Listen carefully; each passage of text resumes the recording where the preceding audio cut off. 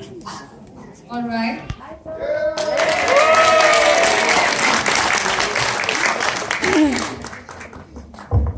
Good morning, everyone. Morning. My name is Micah Ramos. I have been a part of this practice since I was 3 years old. Being 18 now, that makes me a pseudo fortune baby. This leads me into my next point, in that I have lived with my single mother all my life. Obviously, this has made for some rough times, as money has been tight. She has never been sparing with love or affection. Being that we also often moved around a lot, it was hard for her to ever amass any sort of meaningful wealth. All of my college funds she ever attempted to create inevitably had to be used towards something more pressing. Being the devout Buddhist she is, my mother always told me that the Gohonzon would provide for me when I truly needed the money for higher education. Being the obstinate child I was, and still am, she would tell you probably, I scoffed at her when she used this. I saw it as a scapegoat to get away from responsibility because I myself did not have faith in chanting to the Gohonzon. Therefore, I was unable to recognize her faith as genuine. For years, I had dreamed to go to MIT or Caltech or any other prestigious university, but fast forward a few years and reality checked in. My dream of attending a prestigious university in my final years of high school were slashed. And it changed to at least get into a school, as I was doing worse and worse. I had felt like I had let myself down, but simultaneously I felt as if all my financial circumstances were out of my control. This led me into a deep state of depression and a permeating sense of self-pity. In the summer before starting my senior year, we moved to Arizona and my college prospects were looking lean. Yet my mother remained steadfast in her determination to get me to see that the Gohonzon was has actual power, and she began to coax me into more and more meetings. Eventually, I decided early in October that I wanted to go to school in Texas, where most of my family lives. Unfortunately, our new living situation in Arizona and my lack of friends in an unfamiliar area led me back into a state of depression. Along with my low life condition came an astounding lack of motivation to fill out college applications. This culminated in me missing the deadlines for the 2 universities in Texas I had set my eyes on by 1 day. Even though attending either one of those 2 schools would have put me $150,000 in debt, as I did not bother to fill out scholarships, I was willing to take the damage to finances in order to get out of what I perceived to be dreary Arizona.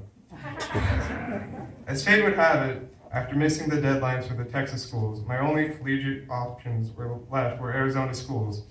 Upon inspecting the financials of our state's major universities, I settled on ASU as it was the cheapest for an out-of-state resident, which I was still classified as, and it had the major that I wanted to pursue. Again, my karma filled its role, and I procrastinated filling out the application and settled to wait until the last minute. My mother, however, was determined to stay true to her promises to me and see that I would not incur any debt coming out of college. She used her daimoku and became, She upped her daimoku and became vice district leader of our district. And she investigated and saw that I would qualify for the presidential scholarship, which covered my tuition. I immediately applied and was overcome with joy when finding out that I had been granted the scholarship.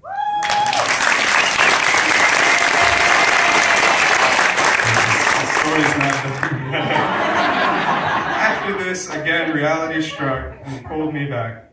And I realized that I would still need $10,000 a semester for living expenses. My mother was quite distraught and kept communication with my school counselor to see if any other scholarships came up. Eventually, after several weeks of back and forth, we received communication from the counselor in early February that he realized our low income would allow me to qualify for the Obama scholarship, which is a full ride plus some more. Still not over yet. I researched the scholarship and was dismayed that the day he had told us about it was the last day for entry, and entry was restricted to Arizona residents. I fell into a hole of despair, but my mother, contrary to me, refused to accept defeat. She petitioned that ASU recognize me as an Arizona resident because we had been living in Arizona for over a half a year and I would graduate from an Arizona high school. They responded by saying that I would take 2 months to update my residency, which far surpassed the scholarship deadline. After receiving this news, even my mother's unwavering confidence faltered, and together we were both dismayed.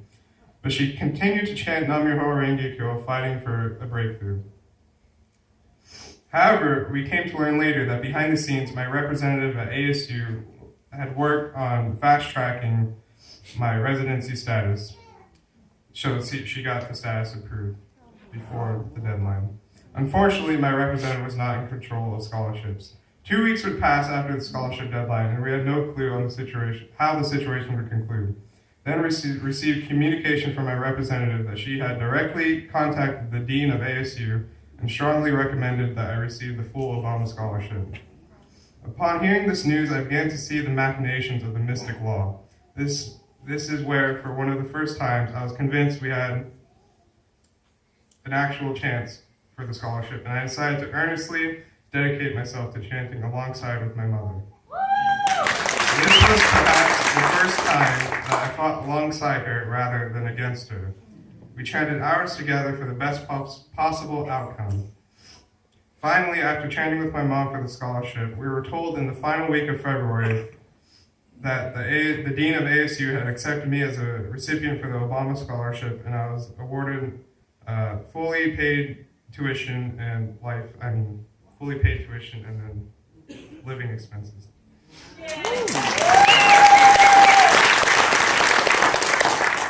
Cumulatively, this meant that I would not incur any debt while attending school, and in fact will not even have to work part-time to cover personal expenses.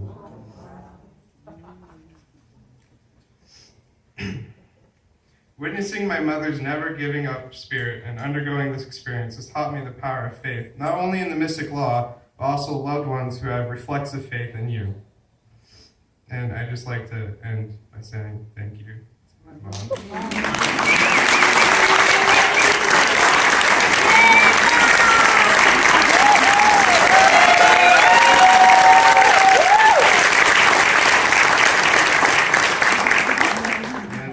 Leave you guys on a quote from Daisaku Ikeda.